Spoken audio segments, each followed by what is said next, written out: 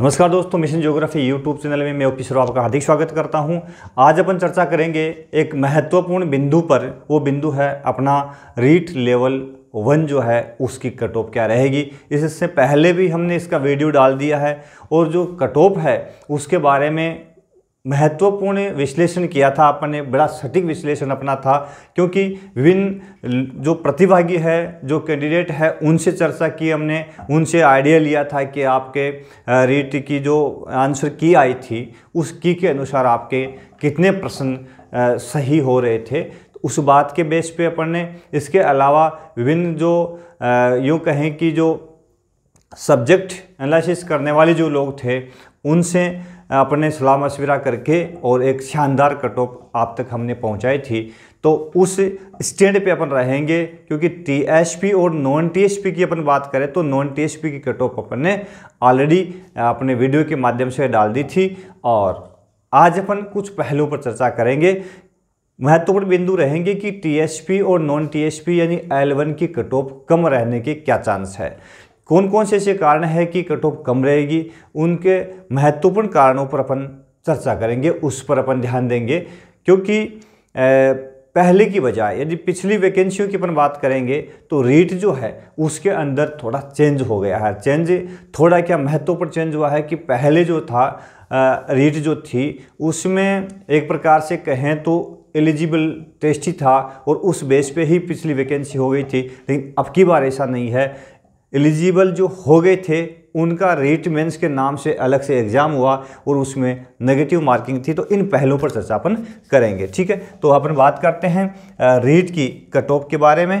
तो रीट जो cut off है, रीट मेंस भर्ती 2022, ठीक है, और उसकी कट ऑफ अपन बनाएंगे जो हमारी अनुमानित है, संभावित है, यानी हमारा जो ये अनुमान है कितना सटीक बैठता है ये तो रिजल्ट आने के बाद ही पता चलेगा, वास्तविकता क्या रहेगी। लेकिन हमारा जो प्रयास है बिल्कुल बहुत ही महत्वपूर्ण प्रयास है और हमारा अनुमान बिल्कुल सटीक रहेगा, ऐसा हमें विश्वास भी है, क्योंकि हमने बड़ी जदोजहद के बाद में ये तैयार की है।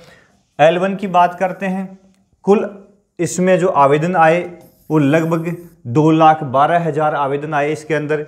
उसमें वो जो उपस्थिति रही एग्ज़ाम में बैठने वाले जो थे वो 92.63% लोग जो है वो एग्ज़ाम में बैठे। इसमें कुल प्रतिभागी थे, उनकी संख्यात्मक यदि देखें तो संख्या उनकी कितनी थी, 1,96,500 के लगभग जो कैंडिडेट हैं उन्होंने परीक्षा दी, ठीक है।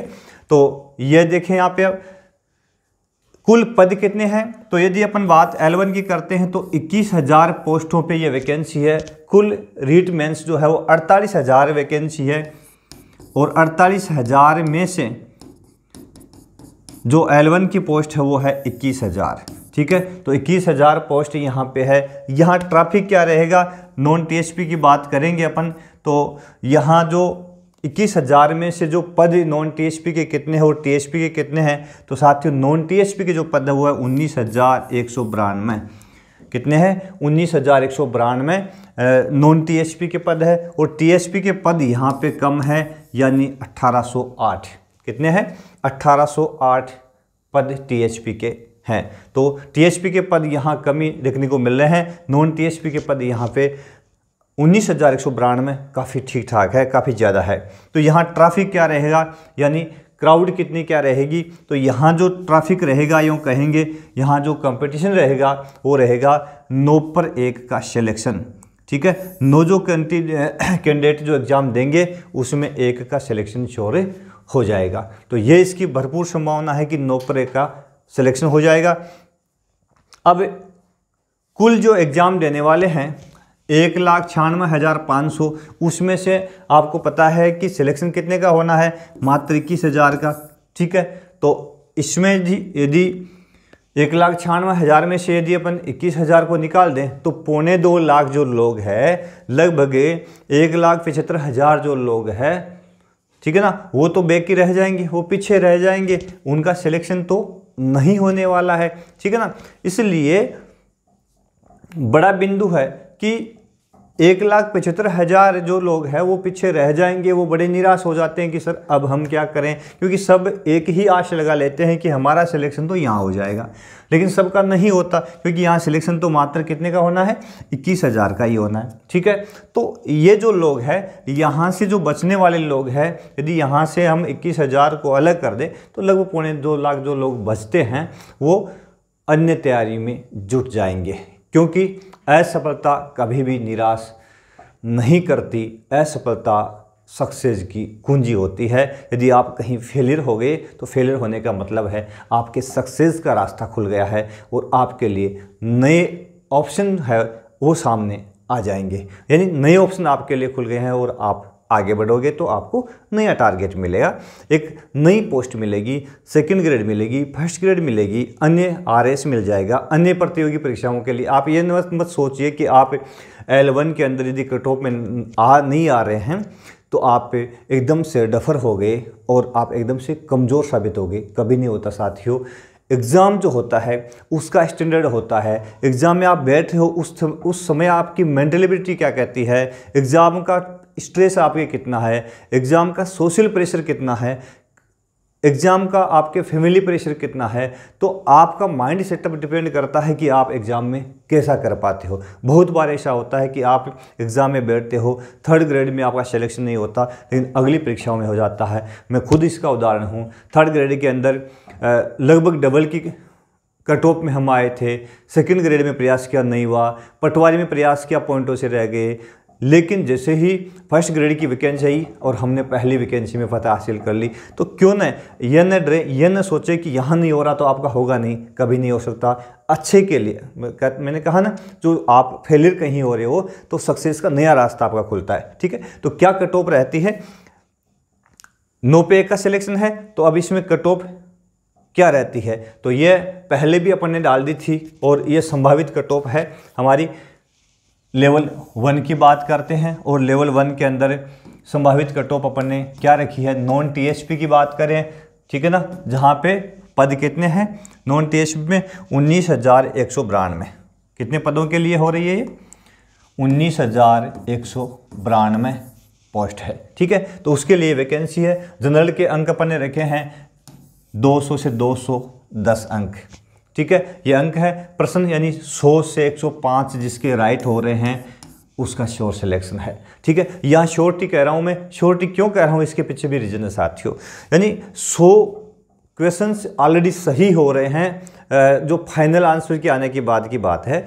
ठीक है, अभी जो बोर्ड की आंसर की आई है उसमें फेरबदल भी होना है, क्योंकि उसमें मुझे लग रहा है कि 4 से 5 क्वेश्चंस जो है इनमें चेंजेज हो जाएगा।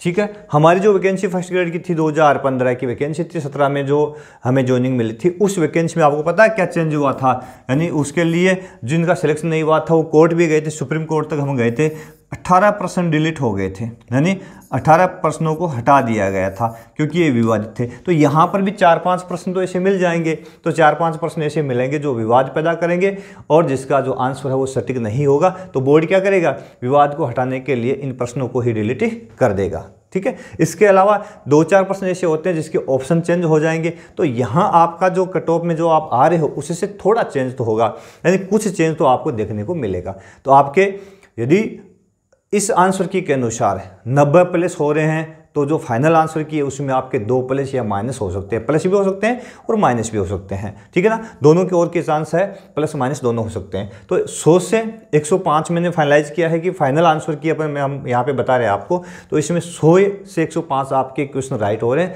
तो साथियों आपका श्योर सिलेक्शन है। फिर आप कह दो कि सर इतने कम में, काफ़ी बच्चों के कमेंट आए हैं कि इतने कम में सिलेक्शन क्यों हो जाएगा, इतने कम में सिलेक्शन क्यों हो जाएगा, इसके पीछे क्या कारण है, तो बहुत बड़े फैक्टर इसके पीछे, क्योंकि पीछे वाली वैकेंसी थी उसमें 130 के आसपास में कट ऑफ रही थी, तो उसका कारण 11 का था कि इतनी ज़्यादा कट ऑफ क्यों रही थी, तो उस समय नेगेटिव मार्किंग नहीं थी, यानी पीछे वाली वैकेंसी में क्या नहीं थी, नेगेटिव मार्किंग नहीं थी। ठीक है, तो इस नेगेटिव मार्किंग के चलते उस समय बच्चों ने सारे के सारे 150% यदि कर दिए तो इजीली उनका मान लिया उसने 30 टिप, अपनी भाषा में कहे तो टिपे दिए मान लिया, ठीक है, और 30 प्रश्न ऐसे भर दिए अपने माइंड से और उसमें से 10 राइट हो गए।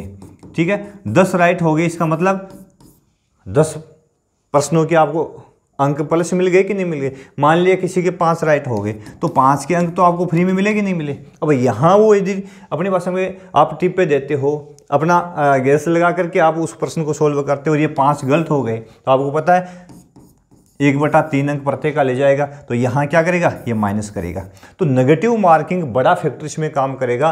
अब की बार जो L1 की वैकेंसी थी, रीट मेंस की जो वैकेंसी, उसमें नेगेटिव मार्किंग है, यानी 1/3। ठीक है, तो ये बड़ा फैक्टर है कि यहाँ आपका जो एग्ज़ाम है उसमें आपका लेवल नीचे आ जाएगा। काफ़ी कमेंट आए थे बच्चों के कि सर इतनी कम कैसे रह जाइए, आपने बहुत कम बता दी है, आप कईयों ने कुछ कहा, कईयों ने कुछ कहा, लेकिन उन सब का हृदय की गहराइयों से आभार है कि उन्होंने कम से कम उनमें सक्रियता तो है, वो कमेंट करते तो है, चैनल को देखते तो है, पढ़ते तो है, कुछ करेंगे तो सही, है ना, उनके दिमाग में कुछ जिजीविषा है तो सही कि वो प्रश्न तो पैदा कर रहे हैं। तो उनका भी मैं कहूँ तो हार्दिक स्वागत ही करूँगा उन बच्चों का भी। लेकिन जिन्होंने वास्तविक सही कमेंट किए, मैंने अनुमान आपके मांगे थे, उस रूप में यदि कमेंट किसी ने किया है तो उनका बहुत बहुत स्वागत है हमारे चैनल के माध्यम से। तो नेगेटिव मार्किंग के चलते 100 से 105 प्रश्न यदि सही हो रहे हैं आपके, तो यहाँ आपका सिलेक्शन हो जाएगा। इतने कम रहने के पीछे मैंने कारण बता दिया, एक तो नेगेटिव मार्किंग, ठीक है, ये बड़ा कारण है। उसके बाद में दूसरा जो महत्वपूर्ण कारण है कि आप कितने प्रश्नों तक पहुँचे, ठीक है, और आप कितने एग्जाम में बैठे। तो यहाँ छंटनी हो गई, अपनी भाषा में कहें तो छंटनी हो गई साथियों।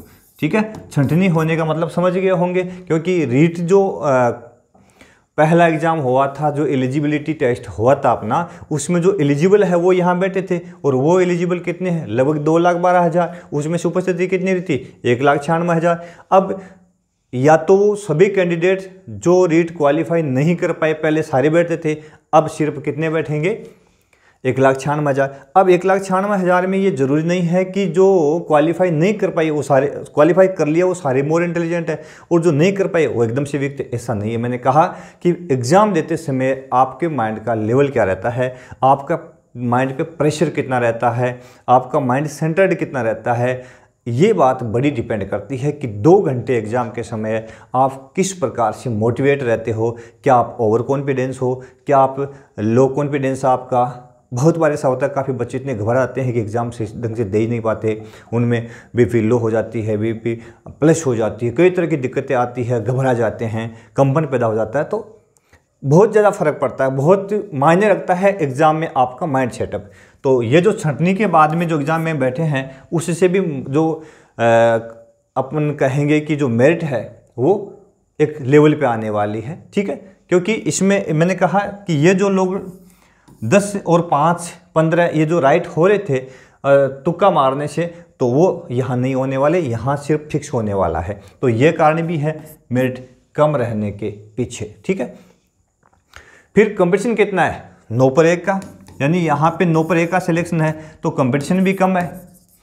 ठीक है ना, यहाँ पे कंपटीशन भी है वो काफ़ी कम नज़र आ रहा है। तो कम कंपटीशन होने के कारण भी कट ऑफ कम ही रहेगी, क्योंकि 9 पे 1 का सिलेक्शन हो जाएगा। कहाँ 200 पे 1 का होता था, 150 पे 1 का होता था, 100 पे 1 का होता था, 90 पे 1 का होता था। तो वो कंपटीशन क्या था और ये कंपटीशन क्या है कि 9 पर 1 का सिलेक्शन तो बहुत ईजी हो गया ना, इसलिए कट ऑफ कम ही रहेगी।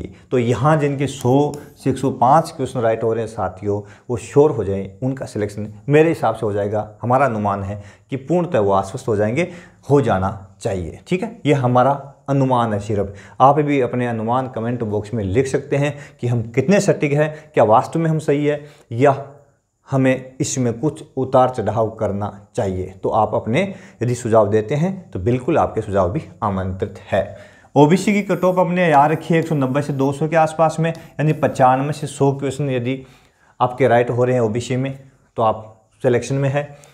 एमबीसी जो कैटेगरी उसमें 180 से 190 अंक की बात करें, 90 से 95 क्वेश्चन आपके राइट हो रहे हैं तो आप बिल्कुल इस कट ऑफ में हैं। ईडब्ल्यूएस के अंदर 185 से 195 अंक और 93 से 97 यदि अंक प्रश्न आपके राइट हो रहे हैं तो आप बिल्कुल एलिजिबल है, यानी आप कट ऑफ में आ सकते हैं। एससी कैटेगरी में 175 से 185, ठीक है। तो यहाँ आपके 87 से 93 यदि क्वेश्चन राइट हो रहे हैं तो आपका श्योर है, श्योरिटी यहाँ पे मैं श्योरिटी कहूँगा इसको। और एसटी में 170 से 180 यानी 85 से 90 क्वेश्चन आपके एसटी में राइट हो रहे हैं तो आपका सिलेक्शन श्योर है। फिर यहाँ पे वुमेन्स की बात आती है, ठीक है ना। तो वुमेन की बात आएगी तो यहाँ इसमें क्या चेंज करना पड़ेगा, वुमेन्स की बात आएगी तो यहाँ क्या चेंज करें, तो मेरे हिसाब से वुमेन्स में जो जनरल और ओबीसी की बात आती है तो यहाँ तो चेंज बहुत कम रहता है, यहाँ तो लगभग सेम रहता है, बहुत बार तो जनरल ही रह जाती है, सेम रह जाती है, ठीक है ना। मतलब जैसी जेंट्स की है जनरल की है वैसी वुमेन्स की वही रह जाती है। तो यहाँ बहुत कम चेंज आता है ओबीसी और जनरल के अंदर। बाकी जो कैटेगरी है इसमें अंदर चेंज आता है। तो यहाँ पे एमबीसी और ईडब्ल्यूएस है, यहाँ पे अपन क्या करेंगे, मेरे हिसाब से 5 से 10 अंक आप माइनस कर लेंगे, जो जनरल की है उसमें 5 से 10 अंक कम कर लेंगे। और SC ST है यहाँ पे 10 से 15 अंक का अंतर आ जाता है, बहुत अंतर आता है यहाँ पे। महिलाओं के अंदर जो कट ऑफ है उसके अंदर 10 से 15 अंक का अंतर श्योर आ जाएगा, ठीक है। और जो रिजर्व कैटेगरी जो है, जिसमें रिजर्व कैटेगरी का मतलब यहाँ मैं कह रहा हूँ तो विकलांग है, ठीक है, इसके अलावा जो हैंडीक्राफ्ट है, वो जो लोग हैं, पूर्व सैनिक है, वो जो लोग हैं वो इससे भी ST और SC है उससे भी आप यानी 10 से 15 अंक डाउन जाने की पूर्ण संभावना उनकी है, ठीक है ना। तो इनसे भी कम रहने चाहिए हमारे हिसाब से। अब बात करते हैं साथियों TSP की। अब आगे अपन लेवल 1 कट ऑफ किसकी है, TSP की। काफ़ी डिमांड हो रही थी सर TSP की बताइए, TSP की बताइए। आपके पास में पोस्टें साथियों कितनी है, 1808, ठीक है। कट ऑफ बात करते हैं 2022 की वैकेंसी की। किसकी बात कर रहे हैं, लेवल 1 में रीटी मेंस की, ठीक है। और आपके पास पोस्ट कितनी है, 1808। और बात करें अपन TSP की, ठीक है। तो जो ट्राइबल एरिया है, ट्राइबल एरिया के अंदर जो पोस्टें हैं रिजर्व रहती है वो तो कुल 21,000 में से 1808 पोस्टें उनकी रिजर्व है, एक बात। अब इसमें जो कैटेगरी रहती है मुख्य रूप से 3 कैटेगरी साथियों यहाँ पे रहती है, जनरल, SC ST, 3 कैटेगरी है। यहाँ का जो रिजर्वेशन डिस्ट्रीब्यूशन है यदि अपन देखेंगे तो लगभग मेरा अनुमान जो है यहाँ पे 50% के आसपास में, SC का 5% मात्र, ST का 45%, इस तरह का ये रिजर्वेशन रहता है। यानी ये 2 कैटेगरी है वो रिजर्व है, 45 और 50। तो ये 50% तो आरक्षण हो गया, बाकी सीटें 50% कैसी रहती है, जनरल रहती है, समझ गए। तो 50, 5 और 45। तो यहाँ पे यदि अपन ट्रैफिक की बात करेंगे तो इस भाग में कितने क्या ट्रैफिक रहेगा, इस तरह के आंकड़े जो है वो बोर्ड बाहर नहीं करता। तो यहाँ इसका अनुमान लगाना थोड़ा सा कठिन है, लेकिन L1 की बाकी जो शर्तें हैं उनको देखते हुए इनकी जो कट ऑफ है हमने अनुमानित की है। और बिल्कुल श्योर और सटीक इससे नीचे ही रहने का अनुमान है, इससे ऊपर जाने का अनुमान नहीं है। कट ऑफ फाइनलाइज है, ये जो कट ऑफ अपन ने तैयार की है वो क्या है, फाइनल कट ऑफ है साथियों, ठीक है ना। फाइनल कट ऑफ है ये, इसमें कोई डबल की, काफ़ी कमेंट आ रहे हैं सर डबल की है, सिंगल की, तो ये सिंगल है, फाइनल कट ऑफ है, डबल वाली बातें यहाँ पे नहीं है। TSP के अंदर कितने % राइट हो रहे हैं जो कट ऑफ में आ जाएगा, तो यहाँ पे 85 से 90 क्वेश्चन जनरल के अंदर यदि आपके राइट हो रहे हैं, 85 से 90 क्वेश्चन मैं टॉप की ले रहा हूँ, इससे कम भी रह सकती है, या प्लस या माइनस हो सकती है, चांसेज है 1-2% ऊपर नीचे हो सकती है। तो 85 से 90% यदि किसी के राइट हो रहे हैं तो कट ऑफ में शामिल हो सकता है। अंक है उसके 170 से 180 अंक आ रहे हैं तो वो इजीली उसका सिलेक्शन श्योर है। फिर SC की बात करते हैं, जो इसके मात्र 5% रिजर्वेशन वहाँ पे SC को मिलता है, तो वो है 75 से 80 क्वेश्चन यदि उसके राइट हो रहे हैं, ठीक है। तो 75 से 80 क्वेश्चन का मतलब हो गया 150 से 160 अंक आ रहे हैं तो उनका श्योर सिलेक्शन है। 150 से 160 अंक आ रहे हैं, श्योर सिलेक्शन है। और ST की बात करते हैं, जहाँ पे 45% रिजर्व सीटें उनकी होती है तो वो 70 से 75 क्वेश्चन, ये अधिकतम है साथियों, 70 से भी कम आ सकती है इनकी, ठीक है ना। तो 70 से 75 क्वेश्चन इनके राइट हो रहे हैं, यानी 140 से 150 अंक आ रहे हैं। तो ST कैंडिडेट जो यहाँ पे है किसमें, ट्राइबल एरिया के अंदर, उनका सिलेक्शन श्योर है। तो यह कट ऑफ हमारी अनुमानित है, आपके सुझाव भी आमंत्रित है। यदि ऐसा ही होता है क्या हम सही है, क्या हमारा आंकड़ा कितना सटीक लग रहा है आपको, क्या इसमें कितना गुंजाइश है कि कम या अधिक होगी, कम होगी या ज़्यादा होगी। आपके सुझाव आमंत्रित है, आप अपने सुझाव अवश्य दें। आप कमेंट बॉक्स में बेतुके कमेंट न करके, काफ़ी जो कैंडिडेट जो है जिनसे रूबरू हम होते हैं तो उनके कमेंट पढ़ते हैं तो मजाक किया है, हंसी आती है कि वो वैसे कहें तो फिजिकली काफ़ी बड़े हो गए, ठीक है ना, उम्र में काफ़ी बड़े हो गए, एज काफ़ी खा ली, लेकिन आईक्यू में बड़े नहीं हुए, आईक्यू में वहीं के वहीं बैठे हैं अब तक, ठीक है ना। तो इस तरह के कमेंट कि आपका आईक्यू लेवल लोगों को पता चल जाए, यानी उनका आईक्यू लेवल जो है वो 70 से भी कम बुद्धि लब्धि नज़र आती है हमें, ठीक है। तो आपका जो स्टैंडर्ड है उसको डाउन ना करें साथियों। कमेंट ज़रूर करें लेकिन अनुमान लगा करके करें, पॉजिटिव करें। क्या ऐसा ही रहेगा, हम सिर्फ अनुमान लगा रहे हैं, क्या ये सही रहेगी, प्लस होती है माइनस, हमारे हिसाब से ये सटीक है, इतने अंक आ गए तो आपका श्योर सिलेक्शन है। तो आप इस तरह के ताज़ा अपडेट्स के लिए देखते रहिए मिशन जियोग्राफी यूट्यूब चैनल को लाइक शेयर सब्सक्राइब ज़रूर कर ले। फिर मिलेंगे, पुनः रूबरू होंगे एक नई अपडेट के साथ में। तब तक के लिए विदा लेते हैं, धन्यवाद।